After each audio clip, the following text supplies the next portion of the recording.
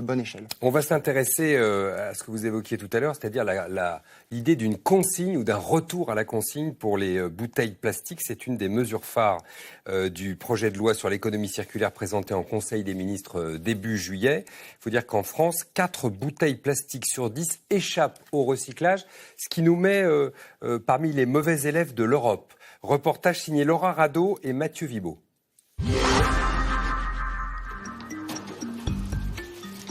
Pour ce couple de retraités, le geste est déjà presque naturel. Alors, les bouchons d'un côté et les bouteilles de l'autre. On recycle toujours. En échange de bouteilles de plastique vides, cette machine délivre un bon d'achat à dépenser dans le supermarché d'à côté. On recycle les bouteilles.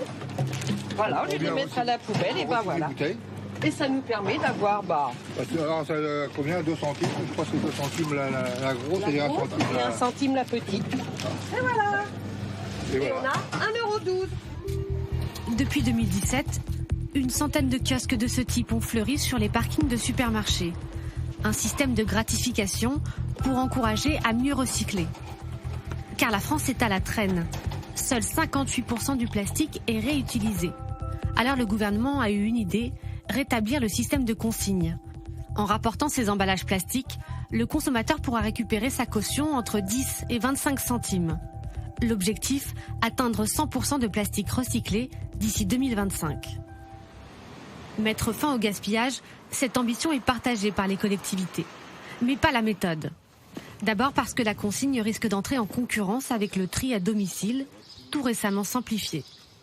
Avant, en France, on avait des règles de tri extrêmement compliquées. Il y a des choses qu'on mettait dans la poubelle jaune, pas d'autres. Ça, ce sont les nouvelles règles. C'est-à-dire que les nouvelles règles, c'est tous les emballages alimentaires vont dans la poubelle jaune. Surtout, la consigne menace l'une de leurs sources de financement. Le plastique est revendu 250 € la tonne.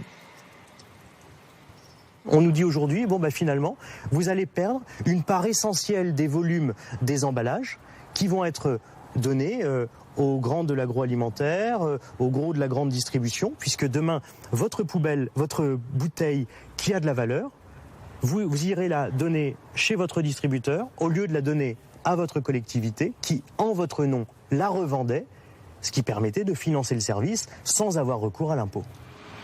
Des collectivités inquiètes, d'autant qu'elles ont investi beaucoup d'argent.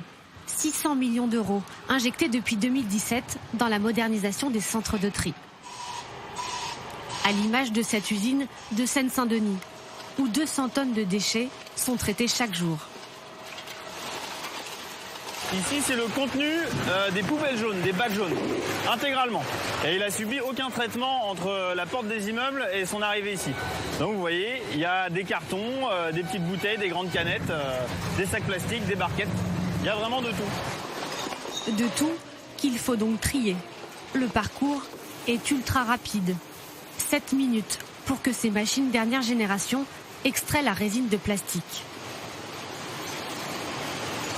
La matière va voyager, elle va remonter vers le grand tapis et puis arriver dans cet équipement qui s'appelle un trommel.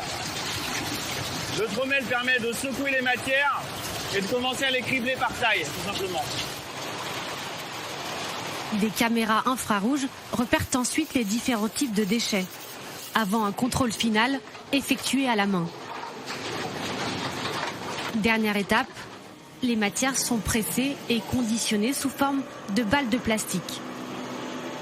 Nous, dans tout le flux qui va nous arriver, en vrac, directement des poubelles des habitants, on va extraire tout ce qui est valorisable, on va le reconditionner, et donc tout ça, là, toutes ces balles que vous voyez ici, ça va redevenir dans quelques jours de la granule, apte à refaire de la bouteille alimentaire. Et donc ça va être revendu à des grands distributeurs de boissons. Donc le tri, ça marche, et ça marche bien. Les professionnels du recyclage ont eux aussi prévenu, ils ne veulent pas de la consigne. Le gouvernement a en réponse promis une concertation. Un comité de pilotage doit rendre ses conclusions dès la rentrée. Question d'un téléspectateur ou d'une téléspectatrice. Pourquoi ne pas revenir en arrière et n'utiliser que des bouteilles en verre consignées ? On le faisait, non, monsieur le sociologue ? Oui, mais l'intérêt aussi, c'est qu'on peut faire du réemploi au lieu de faire du recyclage de matière, qui est de rebroyer la matière. en termes de consommation énergétique, pour l'environnement, ça peut être plus intéressant de réemployer les matériaux dans leur forme initiale plutôt que de ce qu'on faisait effectivement autrefois, notamment avec le verre. Oui. Ouais. Et ça, c'est une idée ou pas? Est-ce que les consommateurs sont prêts à ça? En tout cas, au niveau de l'environnement, on peut montrer que c'est intéressant de faire ça plutôt que de faire un recyclage de la matière, que le réemploi peut être plus intéressant. Ça, on l'a montré en termes d'impact